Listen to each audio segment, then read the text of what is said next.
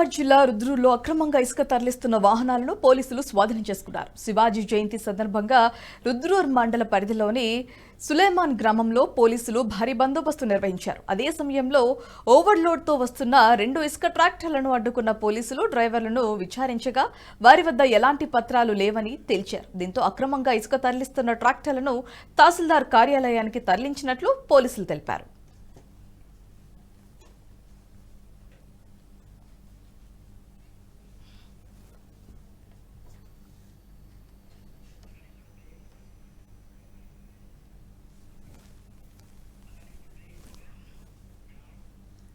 ఈ వీడియో మీకు నచ్చినట్టయితే లైక్ చేయండి, 10 మందికి షేర్ చేయండి. అలాగే కామెంట్ల రూపంలో మీ అభిప్రాయాలను మాతో పంచుకోండి. Nationalist hub group of channels ను సబ్స్క్రైబ్ చేసుకుని తెలుగునాట జాతీయవాద జర్నలిజాన్ని ప్రోత్సహించండి. ఈ వీడియో కింద ఉన్న బెల్ ఐకాన్ పై క్లిక్ చేయడం మర్చిపోవద్దు.